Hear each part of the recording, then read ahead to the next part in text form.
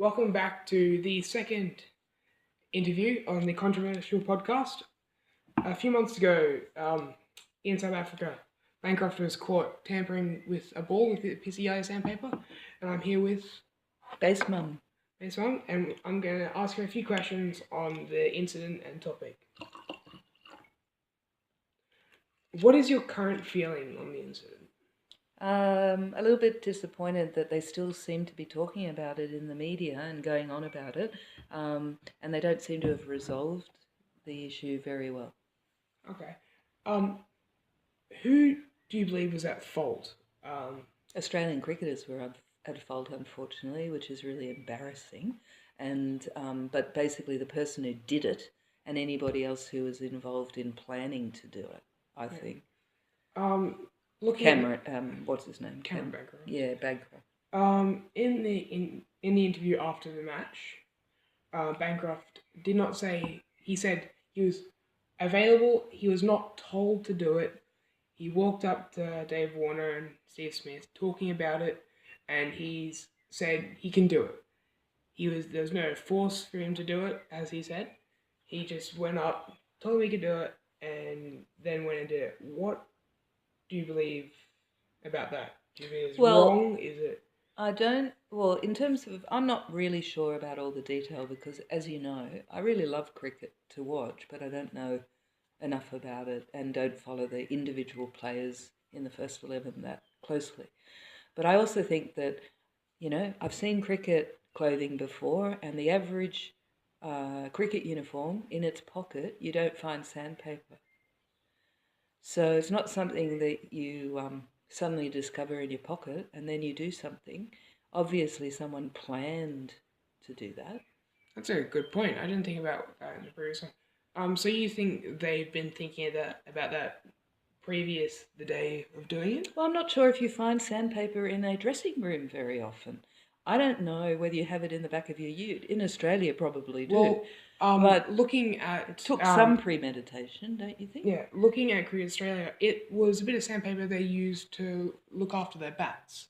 Okay, so they sanded down the bat. Okay. So, yes, they have it, but is it something that should be available while fielding? Well, it's not something you would normally carry around in your pocket, would you? No. No. And you may have it in your cricket bag, you're saying? Is that? Yeah. Okay.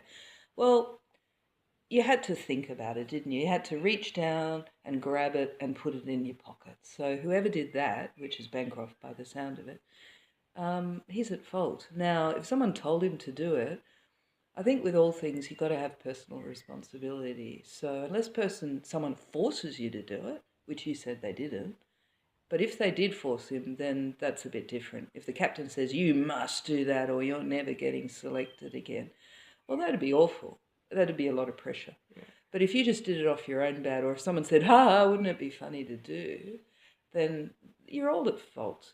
But still, the main person who does it is the guy who did it, okay. in my opinion. How credible do you think players, coaching staff, and Cricket Australia are currently after the incident? I do think the image of Australia or reputation took a bit of a hit. I think we're still fine. We love cricket, Australia, cricket. The world knows Australians play cricket. We love it. We love our teams. We just get embarrassed. Generally, we should give everything a fair go and not cheat. That's embarrassing.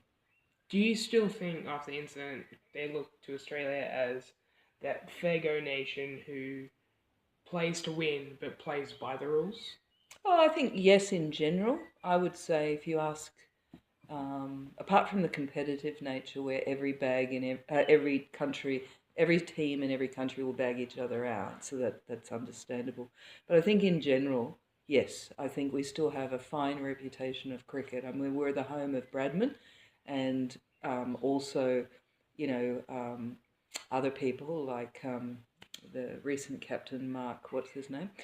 But whose name I can't allude. But recent captain? Yeah. Tim Payne. No, Mark Taylor, who almost equalled Bradman's record, I think. Not as fast or as amazingly, but he was really close to it. So I think we have a fine history. We've got some great players. We still have we have some people we know have great intentions and lots of integrity. So I don't think it's the end of the world. I just think it's a bit embarrassing, the way they managed it. Yeah, it's sort of tarnished the view A of little bit, yeah, Australian sport. yeah. Um, Particularly cricket, because I mean, of all sports in Australia, cricket, it's a bit sacred. yeah. And it's got a very high standard to hold. Mm. Um, Moving on, the bans that were handed out, Steve Smith and Dave Warner were both given 12-month bans, and they lost 100% of their match fee. Means they weren't paid at all. But they are both eligible to come back to the team after the 12 months. But Dave Warner is never allowed to become part of the captaincy or leadership group again. And Steve Smith has to wait another 12 months prior coming back to the team to be given a chance at a captaining role. Right. And Bancroft, the man who committed the incident or the crime against the ICC laws, only received a 7-month ban, I believe, and lost 75% of his match fee. And just like Smith receives that after a year returning back to the team, yes, only then is he eligible to become part of the leadership group. Do you think that's fair for what they did or their role in the incident? Not so. Bancroft says he wasn't forced to do it, Bancroft said he wasn't forced to do it. and he wasn't paid to do it. No.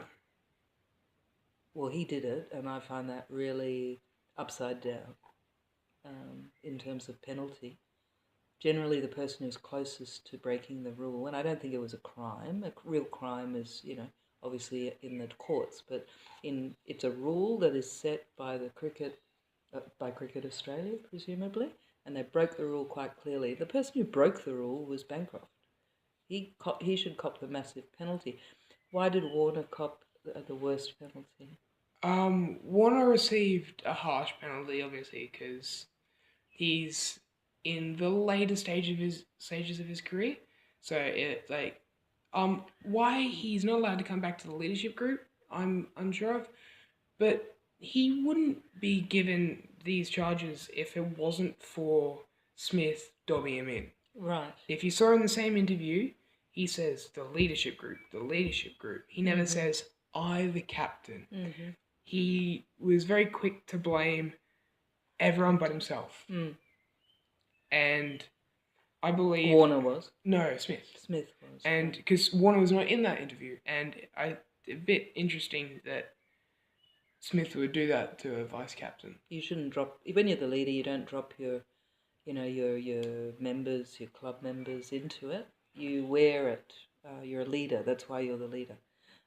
It doesn't mean that you have to put up with bad behaviour, and you don't expose it. Blame is put where blame is due, and I don't think it matters whether Warner's in his last stage of his career or the beginning stage. It's not relevant. What's relevant is what he did. And if he did something worse than Bancroft, and I haven't heard any evidence that he did, then he shouldn't get a heavier sentence than Bancroft.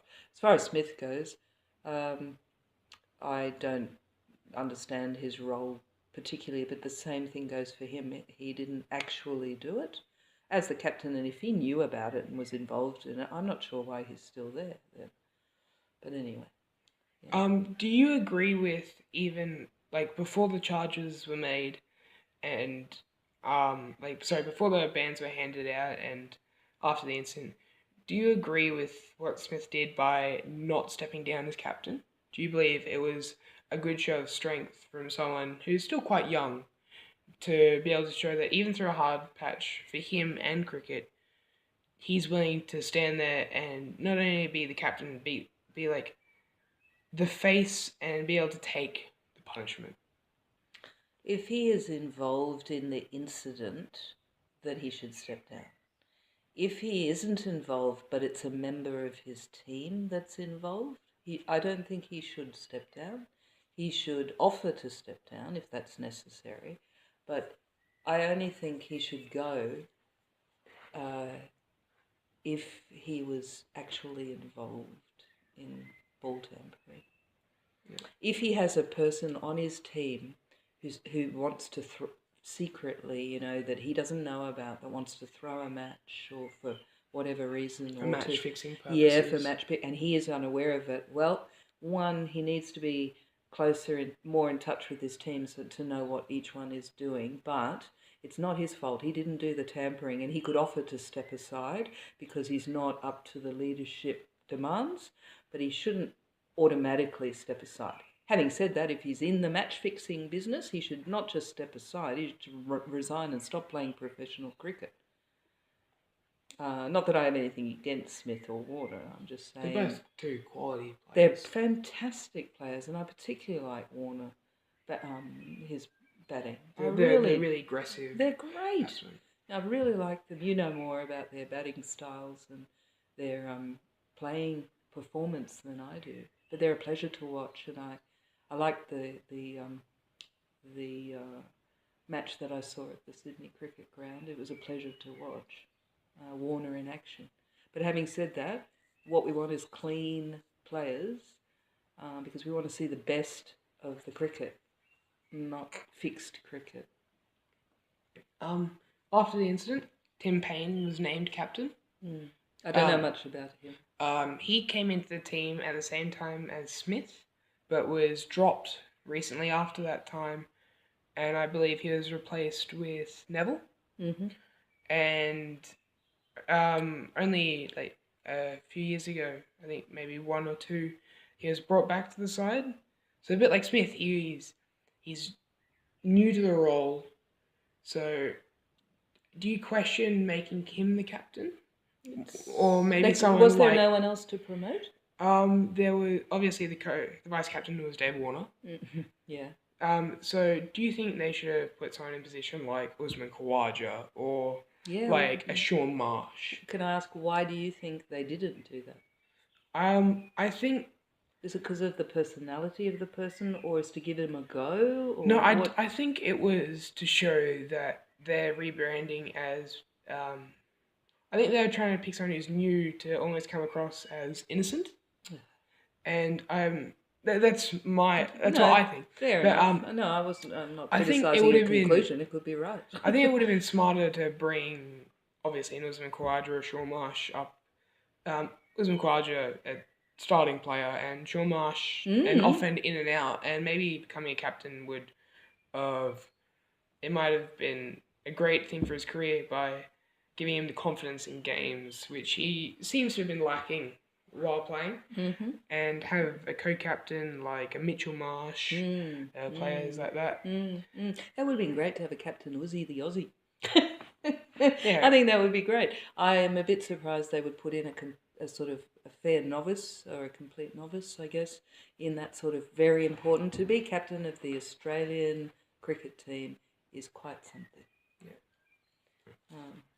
You want to pick the right person. I was reading an ABC article and they compared it to the underarm ball by Trevor Chappell.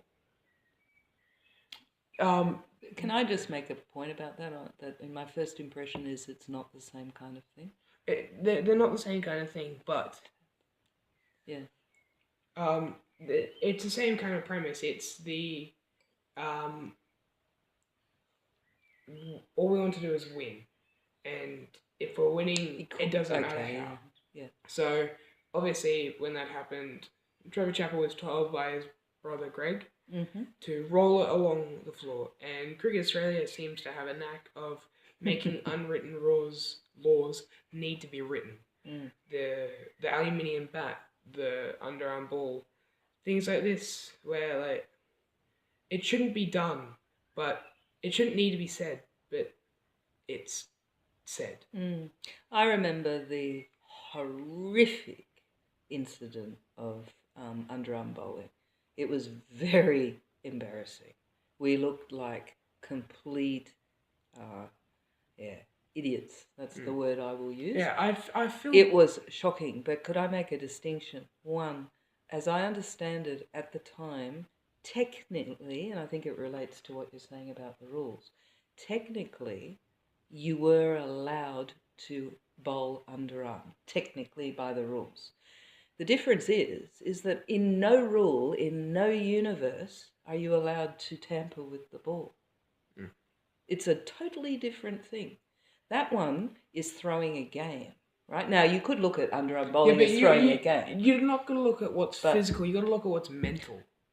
Like, where was the captain? What was the captain thinking when he made that decision? If you're going to jump up and down, like if we're going to worry about sticking to the rules and being a clean team that plays plays with a fair go idea and plays fair dinkum basically, then you abide by the rules. So people could excuse Trevor Chappell, but they never forgave him for doing it because it's so unsportsmanlike. You've got to really unsportsmanlike. You've got to forgive him when his brother's the captain and much more powerful. Than who has a much I believe he's the youngest brother. And not only is he the captain, he's your brother, he's your family, and you've always looked up to him being an older sibling. I'm totally sympathetic to that. And his yes, it's his brother, but his role would still be in jeopardy if he goes against what the captain says. Yeah. And it's a bit like Bancroft. Bancroft wants to be seen as the player who will do anything for the captain. Yeah. So the captain needs someone to go out and feel there. Yes. He'll go out and do it. And because that, in the eyes of the captain, someone who's willing to do anything for you, it's a great thing to have. Yeah, of course. And when you're in a team, you should be prepared to do almost anything at any time to get the team over the line. That's great. Except that, and there's also sportsmanship. And in cricket, there's the whole phrase, it's just not cricket. Now, it is definitely not cricket to do underarm bowling on any planet or any country, but to cheat actively, and you can't really argue the underarm bowling was technically cheating. It was ridiculous. It was stupid, but it was within the laws. It was in the rules, exactly. But in no circumstances is cheating or ball tampering within the rules. And so that is totally different. And I would treat Bancroft and Warner and Steve Smith, differently to the way Trevor Chappell. And remember that Trevor Chappell never recovered really. It was humiliating. It was incredibly embarrassing. I think I saw something recently about how he's only just recently really moved on from what happened. And could you imagine you're on every telly in Australia? You've got the fans which Yeah. They look at you as an idol, and exactly. They go, I want to be you. And when something like that and they're betrays you in that manner, it's and it was also it's heartbreaking for both ends of the spectrum. Absolutely, you're right. And the other thing is, every cricket nation has its own sort of culture. Obviously, every nation has its. The Australian culture is fair go. We don't cheat. We play fair and square, and we're not so gutless that we use a special tactic to get our own way. Obviously, it's special tactics, but it's going to be within the reasonable rules. Yeah, within the rules of the game. But he pulled that one out of his hat, out of nowhere. Nobody saw it coming. I can't believe that Greg Chappell would have ever suggested it, but he did. And then he went ahead and did it, and it was against the New Zealanders. Oh, my God. How embarrassing. I mean, we have taken years to recover from that terrible reputation bashing. Now, I think that's why I think the reputation, the harm to the reputation these days of the ball tampering thing is a bit less, because there's going to be people like in soccer, in rugby league, and every sports code. There are cheats. Swimming, there are cheats. There are people who take steroids. There are people who cheat. Australia does not like cheats. We like fair and square. We don't stand for people who go outside of the rules to get their victory. If you're going to cheat, nobody's going to clap you, because it's like, so what? So you took a bottle of pills and you won. Clap, clap. No. No.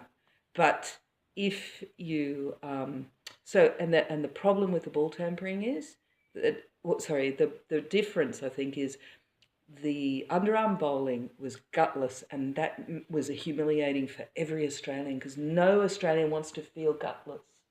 But with the ball tampering, it didn't make me feel bad, particularly because I'm not actually a cheat, and neither are you, and neither are lots of people. It was those specific guys. It made you feel bad for the view of Australia and how people see Australia and see Australian Yes, sport, because it ruined the image. yes, but I think it's more that. But the point I was trying to get across was, whenever you see a cheat, it looks like a bad apple in a bucket of good apples. There's always a bad apple, and if you pick that bad apple out, like Bancroft and the other two, and you flick them out of the team, hopefully, then you're back to a bucket of great apples, and there's no more bad ones. There's a bad one in every, in a dozen eggs there might be a bad egg. But with the underarm, everybody was embarrassed because nobody wanted that to be on telly. Yeah. Unfortunately, with all the good apples left in the bucket, Mm-hmm. we haven't been able to perform Yeah, why is recently that? against South Africa. I think where a word I saw after the incident was ostracizing. I believe that means like um, not allowing someone in or like discriminating, not for visual reasons, just because Who was they've done. ostracizing whom? The Australian team ostracizing Dave Warner, Smith, and Bancroft. There's plenty of photos of Dave Warner sitting alone on the bus, looking really angry, with no one making an attempt to talk to him. Right. Why do they leave them on the team then? I mean, you got, on the other hand, you need a bit of team spirit. Are you saying the team spirit's collapsed? No, I don't think so. I think the fact that because of the incident, there's obviously negativity brought with it. I think that negativity, we need to let that pass before we move on. Because Mm-hmm. if we're constantly Mm-hmm. reverting back to, oh yeah, this happened, Mm-hmm. we'll never move past it. So Fair enough. That's what I meant at the beginning when you asked me about it, that I was disappointed that it's still going on. It's taking a long time to resolve. We look a bit silly the way we managed it. If we're more decisive quickly, that's what good leadership is. Make up your mind. Just because someone's a valuable player, in the end you've got to ask yourself, in the long-term interests of the game, do we keep him or do we get rid of him? What is in the interests of cricket? And cricket has a certain culture that is quite a lot higher standard of behaviour, that has a higher standard yeah, of it's a very behaviour. professional sport. Yeah. And if you're going to keep letting things slip and slide and letting people stay because they're just super talented and they can win you a game, then you look as crappy as any other team in the long run. In the short term, you'll win a game. But as you say, you could also not win a game because by letting them stay, team morale falls through the floor. Yeah, interesting. I'm not sure if you've seen this. I'm not sure if you really care because a lot of the people currently in Australia are a bit done with cricket after the incident. I But can there's been understand speculation of corruption in Cricket Australia. Do you have anything to say that. about that, or do you? I'm not aware of it. Okay. There usually is in any bureaucratic organisation. Yeah. Obviously, in South Africa, when the players went outside, all eyes were on them. People who didn't care about cricket, people who cared about cricket, everyone knew them as the cheaters in our nation. Mm. And do you think now that they've come back, the people will accept them, or they'll still treat them like they shouldn't be here? Like they should earn their way back. Well, the way I would have done it was to pull them out of the public view for a long time so that the public realised that they had done their time out of the game. Yeah. If they're constantly in the news, month after month after month, then it never goes away. That you can't get over it. It's not done with. And I think it's a pity that, as I said, it's still going on. There needed to be a quick, decisive response, and then no controversy about them for a period, a year or however long, maybe till the season after the next one or whatever. And then they can come back if that's your decision. I'm not suggesting that they should come back or they shouldn't, but if that is the decision, just stick to it. But they should have been pulled out of the public eye, and we shouldn't be It would be better to. It would be easier to fix the reputation of Cricket Australia if it appeared that they had one response. The response was very clear. They were decisive. They'd made the decisions. Boom, it's done. Finish. But still, it seems to be dragging on, and that doesn't help the reputation of professional cricket in Australia. Well, anyway, that's all I have. Do you have any final thoughts towards the subject? Well, I actually have some optimistic thoughts. I think that cricket in Australia goes through good patches and bad patches. You know, we've been through some amazing patches where we've had some sterling bowlers and batsmen and teams. You know, we've had some amazing bowlers um, of all kinds, fast and spin. We've had some great batsmen. We've got some really great talent coming up, and there's plenty of future for Australian cricket. In the background of the games being played by Australian cricketers, The coaching style. yeah, are all the people. They need to be as professional as possible. I do think from my perspective, and I'm not an expert on cricket, but to me these days, either cricketers play too much or too often, or it just seems as if there's never any gap in the cricket. And I wonder sometimes whether some of our players are stretched a bit too much or they just play too much. Well, you say that, but you got players like Merv Hughes who were known for drinking a lot of alcohol, but they'd still turn up to every test because they didn't want to be healthy. They wanted to play for the nation. Yeah, they never wanted to let anyone down. That's what they wanted to do. I'm always a bit disappointed when I see, like, obviously Mitchell Starc was really unfortunate with, I believe it was a broken ankle, which then healed, and then he broke it in training. Ow. And you're going, like, there's no way you can play with that. No. So, like, that's easy to accept that, no, you can't play. But when you get players resting for, like, out of every 5 tests, they rest for 1, that's way too many games missed in a career.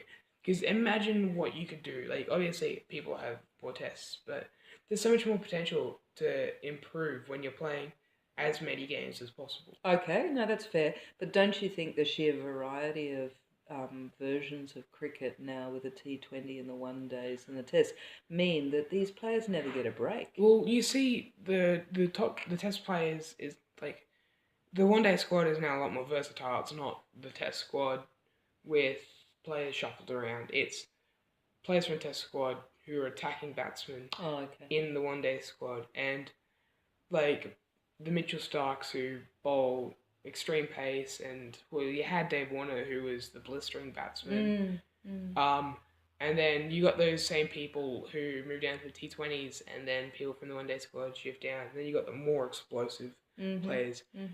And the people in the test squad, the majority of them don't play T20 cricket that often because they're constantly focusing on the next test for their country or the next ODI, one day cricket. And it's just a bit disappointing to see that they've chosen you to play for the country. They haven't chosen you to sit off every few games and play when you feel like it. I agree with that. I agree. Yeah, I would just... that was just my impression that cricket used to be seasonal, and now maybe because they easily fly from country to country, maybe it's all year round. But it just seems to me, cricket, summer in Australia is cricket. I find it sort of odd that cricket seems to happen all year, but I guess that's fair. It's just, traditionally... Cricket's a summer sport. Cricket's a summer sport. Football's a winter sport. That's Australia for you. So I guess I love the, Boxing Day Test match and the ritual of popping on the telly, and there's your cricket for the summer, and it's bloody great. It's wonderful.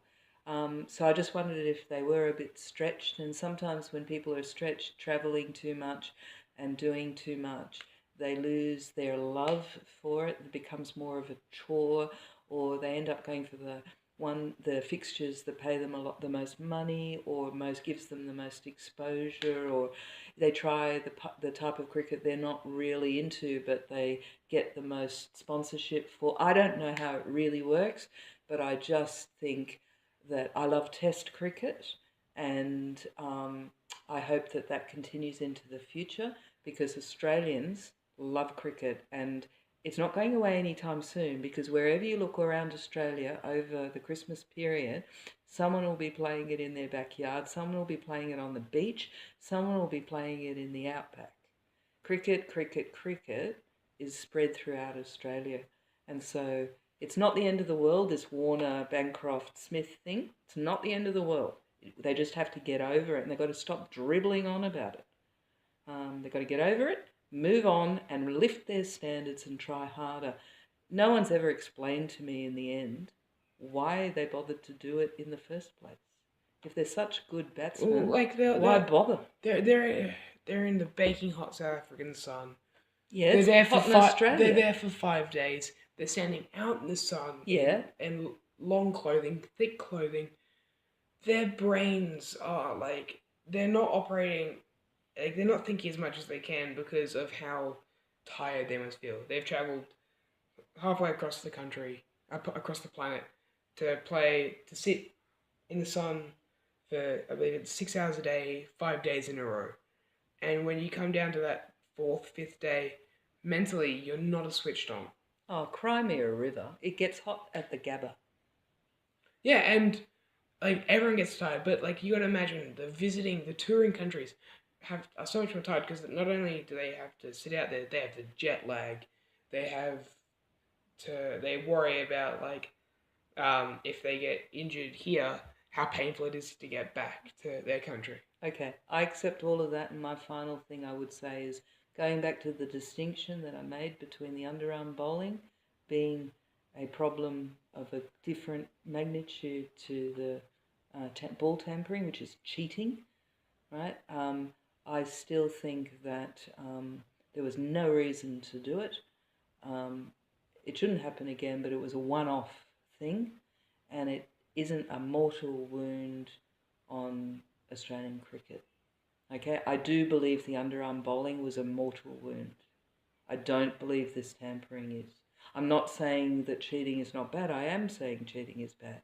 It's just that cheating is done by 1 or 2 or 3 people. It's not done by the whole team. It's not done by the whole country. It's not done by the whole country. But when Trevor Chappell bowled that ball underarm, the whole country bowled that ball underarm, and the whole of New Zealand went, "What the?" And that was embarrassing. Whereas when Bancroft tampers with the ball, it's Bancroft tampering with the ball, and how embarrassing that people like that are on our team. Okay. Thank you for coming on. Oh, pleasure. Thank you. It's been a good interview. Yeah, it's been great. Thanks very much for having me. See you in the next one. Okay, cheers.